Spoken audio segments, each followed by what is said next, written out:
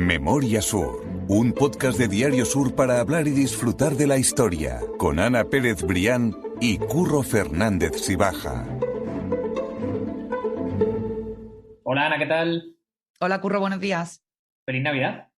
Igualmente, hoy es un día muy especial para todo el mundo y para el podcast. Y además, qué bien, qué bueno que coincida nuestro capítulo de hoy por la Navidad, porque así tenemos la ocasión de felicitar a todos y a cada uno de los que nos siguen. Así que desde aquí, muy feliz Navidad. Esperamos que la Nochebuena haya sido una noche feliz dentro de lo que cabe, porque vaya tela, nadie hubiera dicho que íbamos a estar en esta situación. Pero bueno, ya está pasado, hay que tener precaución, pero bueno, estando muy cerca de la gente que nos quiere y celebrando como no puede ser de otra manera en estas fechas. Así que desde aquí un abrazo enorme para todos antes de empezar. Totalmente. También me hace ilusión pensar que hoy en Navidad nos está escuchando alguien mientras a lo mejor está recogiendo o poniendo una nueva mesa, que mucha gente nos dice que no oye por la mañana mientras está desayunando o haciendo otras cosas, así que me hace ilusión pensar también en ese oyente que está haciendo en esos momentos, además, de verdad. O bueno, gente también esta mañana haciendo deporte para bajar la cena de noche. También, también me lo dicen mucho, que por haciendo deporte la gente aprovecha y escucha el podcast. Bueno, independientemente de las circunstancias, yo creo que... Y además nos sentimos muy cerca de todo ello. Siempre lo decimos, Curro, pero cada vez más, ¿eh? Totalmente. Y más todavía porque la semana pasada nos enviaron un enlace que es como una especie de sumario de año, ¿no? Para los que hacemos podcast. Y me ha gustado mucho ver, por ejemplo, que en total hemos tenido 67.525 escuchas, que podría ser el número de la lotería que tenemos que haber comprado, Ana. Totalmente, y además solo en iVoox, porque estás leyendo ese resumen que después tenemos el resto de las plataformas, Google Podcast, Apple Podcast, la página web del periódico de Diario Sur, pero sí, la verdad es que los datos son pues nuestro mejor regalo de Navidad. A nosotros ya nos tocó la lotería hace tiempo, Curro, con este podcast. Totalmente, y simplemente que es que me llama la atención el top 3 de podcast más escuchados, de capítulos más escuchados de Memoria Sur. En el 1 está Welling, el origen del barrio de Welling. En el segundo lugar están 10 cosas que no sabes de la Plaza de la Marina. Y en el tercero, los orígenes de Calle Larios. O sea que sí, que la gente quiere saber de Málaga y sobre todo de los sitios de Málaga que vivimos y visitamos habitualmente. Efectivamente, además los orígenes de Calle Larios esto se refiere a los podcasts grabados a lo largo del año 2021, los orígenes de Calle Larios, que fue yo creo que el capítulo 0 o el 1, se sigue escuchando a pesar de que fue el primero que grabamos, yo calculo que creo que por octubre del 2020, ¿no, Curro? Sí, pero ahí sigue colándose. Y después las historias de los barrios es que siempre funcionan fenomenal, Curro. Y sobre todo en este caso el origen de Welling, que es tan singular y tan curioso, ¿no? Totalmente. Me parece además que sí, que ese primer capítulo era de 2019 realmente, como tú dices, de octubre, o sea que la gente ha seguido descubriéndolo o revisando. 2019-2020. 2020, perdón, yo también me estoy yendo ya, claro, es que estos 2 años no están contando mucho. Han sido muy intensos, Curro. Totalmente. Bueno, vamos ya con el tema del podcast de hoy, porque me parece un capítulo muy chulo para escuchar en Navidad, porque vamos a volver al centro, que como siempre decimos, en estas fechas se suele visitar mucho, y vamos a contar algunas historias desconocidas dentro del centro de Málaga, y había muchas cosas, muchas pinceladas, que me han dejado con la boca abierta porque no tenía ni idea. Sí, hay una rutita muy chula por el centro de Málaga de curiosidades, sobre todo de emplazamientos muy curiosos que hace no tantos años tuvieron un uso completamente diferente que tienen hoy. Y bueno, la verdad es que, como tú dices, pues era una buena oportunidad para, aprovechando que ahora la gente está muy en el centro con las compras navideñas, disfrutando de esas luces, pues que a lo mejor se den una vueltecita por estas propuestas que vamos a hacer, bueno, y se imaginen cómo era la vida tal y como la vamos a contar hace unos años, ¿no? Totalmente, porque hoy lo que vamos a hacer es una ruta desconocida por el centro de Málaga.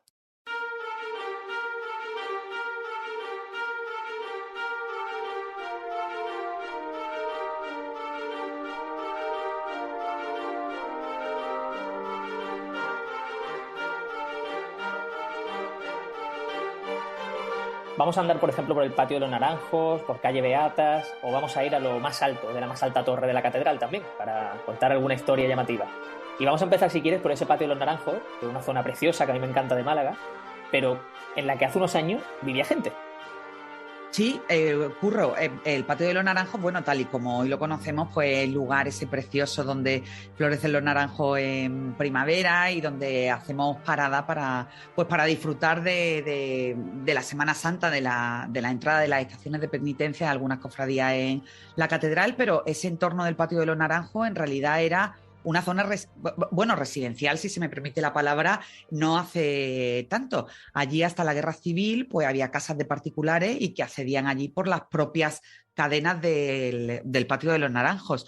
Incluso en esa zona también había un pequeño cuartillo anexo a la sacristía de la catedral, pues bueno, donde los prelados después de misa o antes de misa tomaban café. Pero imagínate el patio de vecinos, y nunca mejor dicho, ¿no? Nada más y nada menos que en el Patio de los Naranjos. A mí pensar en tener una casa allí, bueno, me resultaría absolutamente maravilloso. Hombre, una junta de vecinos allí a la fresquita en el patio de Sí, los sí. naranjos. A la Qué fresquita de los maravilloso. naranjos sería fabuloso. Allí estuvieron, como te digo, viviendo hasta la guerra civil, ya después se desalojaron las casas y bueno, y el patio de los naranjos pues sí que fue tomando mm, esa imagen tal y como la conocemos hoy. Claro, porque hay muchas imágenes, como estamos diciendo, que del centro de Málaga que son más desconocidas. Una era esto, el hecho de que había residencia en el patio de los Naranjos, y otras es que en calle Beatas, donde está actualmente el bar Liceo, que todos conocemos, que todos hemos visitado alguna vez, albergó durante unos 40 años una institución de Málaga que es imprescindible y que yo no sabía que esa institución había tenido sede ahí en calle Beatas. Ocurre nada más y nada menos que la Diputación Provincial. Hemos hablado muchas veces de los múltiples cambios que ha tenido la sede del Ayuntamiento de Málaga. De hecho, bueno, aquí por recordar un libro maravilloso que se llama Las Casas Consistoriales de Málaga, que recoge todo ese recorrido del consistorio, del ayuntamiento que empezó en la Plaza de las Cuatro Calles o la Plaza de la Constitución y que escribieron este libro, bueno, nuestra queridísima Mari Pepa Lara y nuestro queridísimo también, por desgracia ya no está entre nosotros, Antonio Garrido Moraga. En ese libro se recoge muy bien cuál fue el devenir, el recorrido de las diferentes sedes del Ayuntamiento de Málaga hasta llegar a la que hoy conocemos, a esa esplendorosa sede en el Paso del Parque, pero en el caso de la Diputación Provincial pues fue bastante similar. La Diputación Provincial, bueno, lógicamente se puede entender que no siempre ha estado en esa zona del Paso Marítimo, en la Avenida Pacífico. Antes estuvo en la Plaza de la Marina y originalmente, o durante unos años, como tú dices, entre el año 1922 y en el año 1966, pues ocupó la sede de lo que hoy conocemos tradicionalmente como el Bar Liceo, en calle Beatas. Sí, sí, muy curioso. Estabas diciendo tú hace un segundo el tema de que Diputación después pasó a la Plaza de la Marina, y eso también lo comentamos en un Un podcast. edificio también precioso, sí, también lo comentábamos en el podcast de la Plaza de la Marina. En concreto, el edificio de calle Beata fue construido por Jerónimo Cuervo, uno de Ujú. nuestros grandes arquitectos. Sí, muy, muy curioso. No sabía que había tenido sede allí. Bueno, al final tú te pones a pensar y en el plazo de 100 años, que tampoco es mucho cuando hablamos de historia, pues ha tenido 3 emplazamientos diferentes. La Diputación, pues desde calle Beata hasta la Plaza de la Marina y ahora en esa zona nueva de Málaga Oeste. Sí, que yo creo que ya ahí le quedará también un tiempo, porque ese edificio la verdad es que está nuevo y que también está Sí, hecho claro, se para concibió por eso, para que creciera lo suficiente para no tener que cambiar más de sede. Y además también, siendo moderno, es un edificio muy bonito, porque además también está pegado, lo comentábamos en el podcast, uno de los últimos podcasts, está pegado Ujú. a la térmica, que es Exactamente. otro edificio emblemático de todo el organigrama administrativo de Málaga. Totalmente, así es, así es. Y estamos hace un segundo en el patio de los Naranjos. Vamos a volver ahora muy cerquita porque nos vamos a ir a la catedral directamente. Y es que, como decimos, en las torres más altas estuvo viviendo una persona hasta los años 60 prácticamente. ¿Y qué es lo que hacía esa persona allí en las torres más altas de la catedral?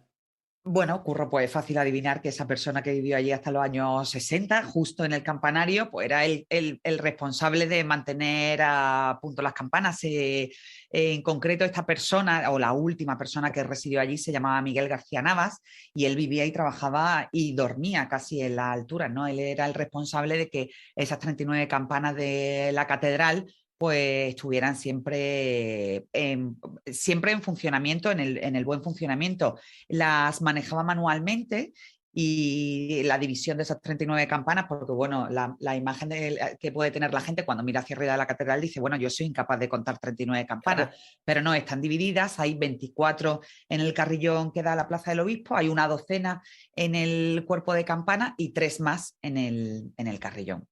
Y entonces, bueno, pues Miguel García Navas, que era el encargado de mantenerlas, pues estuvo viviendo allí en el campanario pues hasta los años 60, ¿no? Y ya después, bueno, pues entraron otras fórmulas de mantenimiento de las campanas de la catedral, pero que, bueno, afortunadamente siguen sonando hoy tan esplendorosas como siempre desde que se construyó, ¿no? Qué vistas tenía que tener de ahí arriba, ¿eh? Tiene que ser Imagínate. curiosísimo. Tiene que ser muy, muy curioso. Sí, esas vistas se pueden disfrutar todavía cuando hay rutas, que desde aquí también las Ujú. recomendamos por las cubiertas de la catedral, ¿no? Que por cierto, a ver si resolvemos ya ese problema porque es yo creo que una de las urgencias que tendríamos que, ya que estamos en Navidad y que podemos casi escribir la carta a los Reyes Magos, es una de los proyectos pendientes que tendríamos que acometer en el año 2022 porque no puede esperar más el tema de las cubiertas de la catedral y la situación también del sagrario. Totalmente, ¿no? Es absolutamente necesario y además yo tengo muchas ganas de hacer esa visita a las cubiertas, que todo el mundo que conozco que ha ido me ha hablado muy bien, me ha dicho que es espectacular Es ver preciosa, esa Málaga de sí. arriba y ver incluso esa catedral de arriba también, ¿no? Llama mucho la Uh-huh. atención. Pues no nos vamos a ir tampoco muy lejos de la catedral, porque justo al lado hay un edificio en el que muchísimos malagueños hemos nacido, yo también me incluyo ahí, y es Yo el también. sanatorio. ¿Tú también has nacido en Gálvez entonces? Sí, ¿En el sí, sí. sanatorio Gálvez? Pues lo curioso es precisamente que el sanatorio Gálvez no tiene ese nombre realmente, no se llama así. Así es, Curro. Hemos cruzado unos metros del Patio de los Naranjos, ya hemos bajado el campanario de la catedral y estamos en calle Cister. La calle Cister antiguamente, lógicamente, no era tal y como la conocemos hoy, era una calle muchísimo más estrecha. Bueno, y ese lugar, en ese lugar se estableció el doctor José Gálvez Ginachero, que fue uno de los médicos más reconocidos de Málaga, no solo por su labor sanitaria, sino también porque fue alcalde de Málaga entre el año 1923 y 1926. Ya hemos hablado un poco de su figura en este podcast. Fue el responsable de repescar para la política a la que fue primera concejala de Málaga, Teresa Aspiazu, maestra. Uh-huh. Y bueno, pues el doctor Gálvez Ginachero finalmente recala en esta parte de la calle Cister. También nuestros más fieles oyentes, Curros, recordarán que el doctor Gálvez Ginachero volvió sus ojos hacia la zona del Limonar, quiso incluso, vivió de soltero en lo que hoy es la sede del Colegio de Aparejadores. Bueno, y finalmente se estableció la vivienda familiar en calle Cister, en concreto en el Palacio de Locea Salvatierra, y justo enfrente pues abrió su clínica de maternidad, donde tú dices, donde hemos nacido pues muchísimo malagueño, que todos conocemos como el Sanatorio Gálvez, y aquí sí que entra la curiosidad, pero que en realidad no se llama así, se llama el Hospital de María Auxiliadora, pues porque el doctor Gálvez Ginachero, que tenía unas profundas convicciones religiosas, también ese es un dato que es muy conocido por todos, pues le tenía una gran devoción a María Auxiliadora. Entonces le puso ese nombre, pero al final todos los malagueños, pues como bautizamos las cosas como queremos y después la dejamos así Eso para es. las siguientes generaciones, que también hemos hablado de eso en otros podcasts, pues lo conocemos como el Sanatorio Gálvez.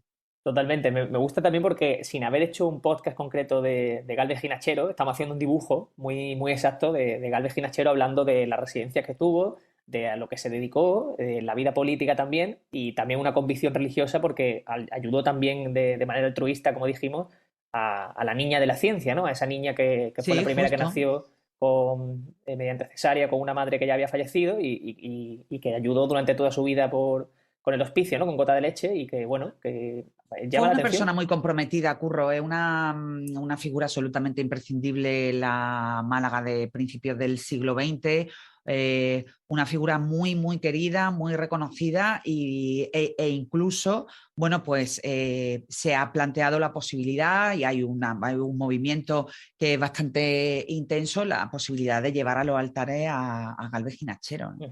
No sé exactamente cómo está ahora mismo el tema, pero yo sí que me acuerdo que las veces que he escrito, que he investigado sobre esa figura, pues siempre está ahí el tema de su importancia y de incluso la posibilidad de que hiciera casi un milagro pues a la hora de plantear su canonización, ¿no?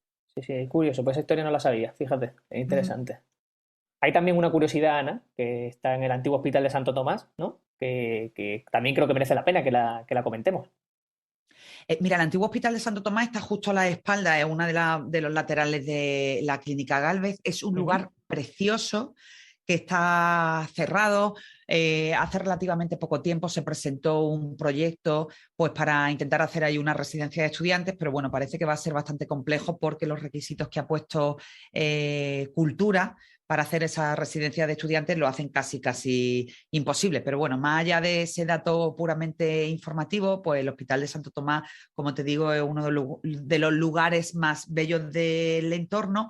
Y bueno, en el Hospital de Santo Tomás, por hablar de una de sus curiosidades así más llamativas, solo había 15 camas. Y había 15 camas pues por los 12 apóstoles, por Jesús, por la Virgen y por Santa Catalina.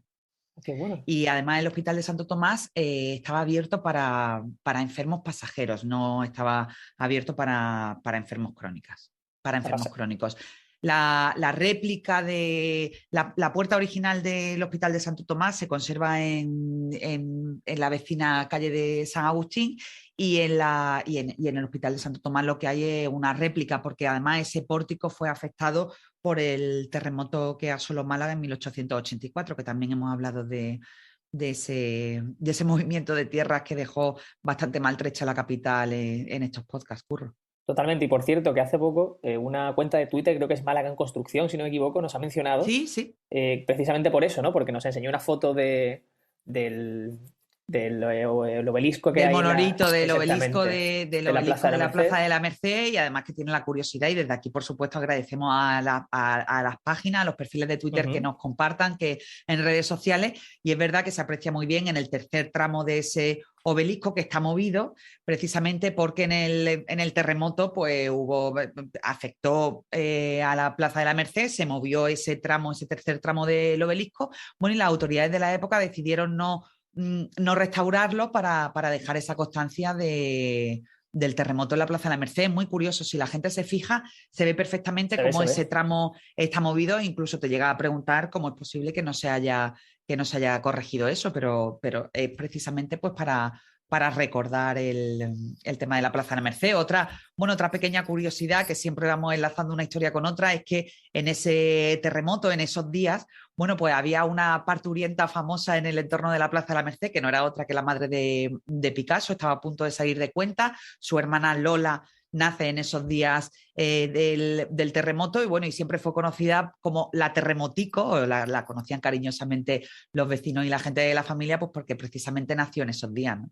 No, es que como empecemos a hablar enlazamos historias, ¿eh? Que es lo que hablamos siempre. Sí, estamos aquí hasta fin de año, Reyes, podemos estar toda la Navidad hablando. Totalmente, me parece muy guay, me parece interesante. Y ahora con la historia que vamos a ir, necesito que me eches una mano, porque estamos hablando de un sitio que yo no conozco, que es la Casa del Cardenal, está situada en calle Andrés Pérez, y lo que vamos a contar es que escondió un secreto bajo su suelo, que se encontró prácticamente por curiosidad, pero yo quiero que me contextualices un poco porque no sé ni cuál es este edificio realmente. Pues mira, Curro, este edificio está en concreto, como tú has dicho, en la calle Andrés Pérez, hoy en la serie de un anticuario, y la casa original, la Casa del Cardenal, en el siglo XIX fue propiedad de José Moreno Mazón. Él era patriarca de India, obispo de Cuenca y arzobispo de Granada, y bueno, pues como tú bien dices, en esos movimientos o en esas obras que se hacen en casas antiguas en la zona del centro, bueno, pues siempre está abierta la posibilidad de que te salga algún tesoro o alguna sorpresa. No fue una excepción en este caso de la Casa del Cardenal, querían cambiar unas puertas de la entrada, trajeron una de esas puertas de la aduana, bueno, y como no cabía bien en la zona del pórtico, pues decidieron levantar el suelo, y allí apareció, bueno, pues un fabuloso mosaico del siglo XV, que además estaba muy bien conservado, y estaba muy bien conservado, Curro, porque en aquella época, en el siglo XV, esos pavimentos tenían que ser muy fuertes porque en la entrada de las casas se guardaban a las bestias. Entonces, bueno, entre que ese pavimento estaba muy bien construido porque era muy sólido, y que después estuvo durante unos siglos tapado y protegido, bueno, pues hoy la gente puede disfrutar de ese mosaico en la Casa del Cardenal, y merece la pena acercarse. Qué bueno, no, pues eso no lo conocía, y ya es una asignatura pendiente que tengo dentro de Málaga. Hay otra historia que... Para esta Navidad te lo tienes que apuntar, Curro. No, sí, totalmente. Aparte, ya estoy aquí en Málaga, o sea que ya no me queda otra que visitarlo y dejarme caer por allí.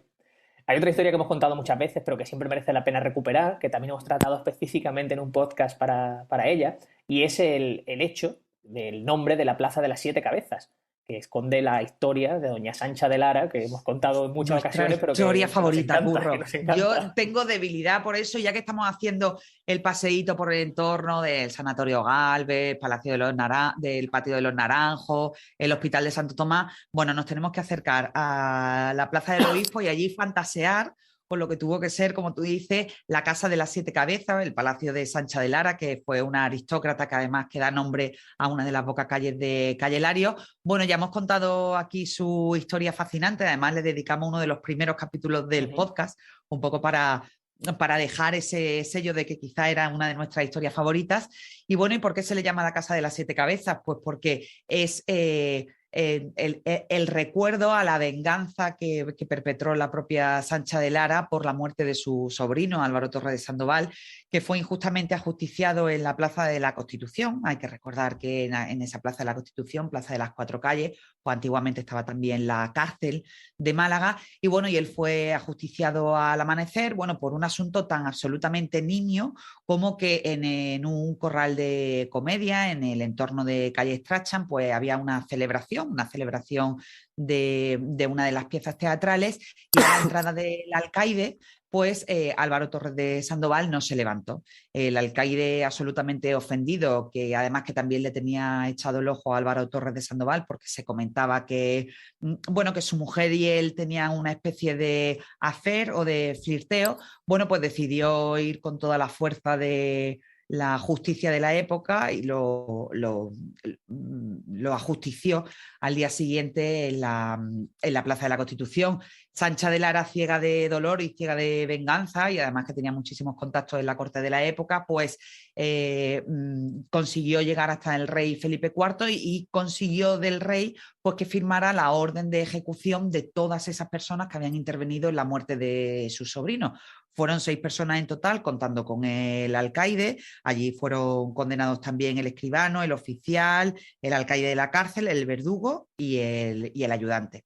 Y entonces esas 6 cabezas, Sancha de Lara las mandó esculpir a las puertas de su palacio, y una 7ª cabeza en recuerdo de su amado sobrino.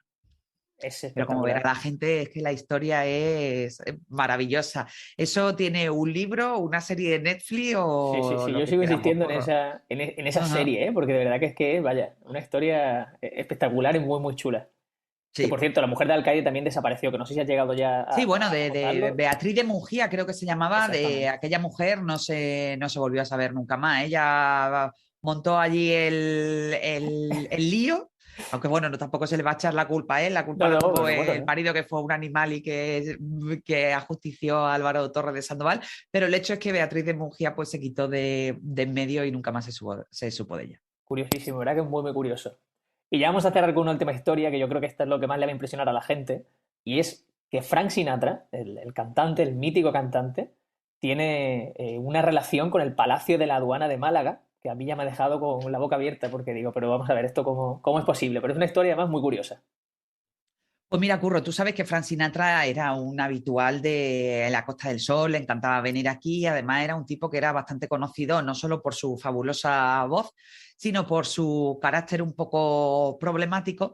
Y entonces, bueno, él estaba alojado en el mítico Hotel P. Espada, y bueno, estaba tomando algo en la terraza, algún fan o algún seguidor le quiso hacer una foto, él no se lo tomó bien, montó un lío, aquel lío se trasladó al despacho del director del hotel, bueno, pues para intentar que Frank Sinatra entrara en razón. Bueno, y aquello fue muchísimo peor, porque de repente Frank Sinatra vio en el despacho del director del hotel una foto de Franco, y aquello ya fue el acabose. El hecho es que Frank Sinatra terminó detenido, fue llamado a declarar en el Palacio de la Aduana, y allí fue condenado a una multa por injurias de 25.000 pesetas de la época, que tuvo que pagar al instante, y la advertencia de tener que abandonar el país en 48 horas. Esa historia sabemos que es real, además de curiosa, pues porque hay una foto fabulosa de Frank Sinatra, bueno, en ese pequeño lío que firma uno de los fotógrafos más queridos y más importantes de la Málaga del fin del siglo, que no es otro que Eugenio Griñán. Espectacular, es que impresionante esa historia, Sí, ¿eh? sí, sí. Por cierto, voy a meter yo aquí un guiño cultural o de libros que también me gusta muchísimo leer, y es que precisamente de Frank Sinatra, para imaginarnos un poco su figura, hay una crónica muy chula que no tiene nada que ver con Málaga, pero que nos hace una idea de toda esta historia que hemos contado y de su personalidad, y es una crónica firmada por Guy Talés que se llama Sinatra está resfriado, y hay simplemente un parrafito que quiero leer porque es muy chulo, y dice: Sinatra con catarro es Picasso sin colores, o un Ferrari sin gasolina, solo que peor. Porque los catarros corrientes roban a Sinatra esa joya que no se puede asegurar, su voz, y hieren en lo más vivo su confianza. Es una crónica muy chula, pero que te define muy bien cómo era Sinatra, cómo era una personalidad también difícil. Sí, y además Sinatra lo recordamos hasta el final de su vida cantando. Totalmente, exactamente. Y tenía que ser, pues eso, un espectáculo. Bueno, Sinatra vivió, como diría su canción, a su manera. Totalmente, así es, sí, totalmente. Pues Ana, yo creo que nos ha quedado un podcast muy bueno para Navidad, así más ligero también, para que la gente lo vaya escuchando mientras hace... Iba a decir más fresquito, pero no pega con estos fríos, quizás más navideño, que la gente se dé un paseo por el centro, que lo disfrute más allá de las luces y que, bueno, que lo haga con cuidado. Ahora que nos han puesto otra vez, Curro, las mascarillas en el exterior, pues que lo haga con precaución, pero bueno, que disfrutemos del centro nosotros también y que conozcamos la historia, que como siempre decimos aquí, conocer nuestra historia es la mejor manera de protegernos de cara al futuro y de seguir creciendo sin perder nuestras raíces, que es lo más importante. Pues así es. Este es el último capítulo del año. La semana que viene estaremos, pero ya el fin de semana, el sábado, es 1 de enero. Así que gracias por todo este año y gracias también a todos los oyentes, por supuesto, por escucharnos y por escribirnos, comentarnos y por estar ahí, de verdad. La verdad es que un lujo, Curro, lo decimos siempre, quizás somos un poco pesados, pero nos sentimos muy cerca de todo y cada uno de nuestros oyentes, nos hacen llegar sus sugerencias, sus peticiones, sus mensajes, aunque sea de cariño, y desde aquí todo nuestro agradecimiento, todo nuestro calor y los mejores deseos de que el año 2022 pues sea un poco mejor que el año 2021 y que dejemos ya toda esta pesadilla atrás. Como dice, ya nos escuchamos el año que viene, la semana que viene va a haber podcast, porque ya sabéis que solo descansamos esas semanitas de agosto y aquí estaremos encantados con todos vosotros para que escuchéis el nuevo podcast bajando la cena de fin de año. Totalmente, exactamente. Relajados también ya para el principio de año. Pues Ana, felices fiestas a todos y mil gracias. Feliz Navidad, Curro, y nos escuchamos la semana que viene. Un beso fuerte. Memoria Sur es un podcast de Diario Sur. Escucha un nuevo episodio cada semana en iVoox, Spotify, Apple Podcasts y consulta las referencias de este episodio en diariosur.es.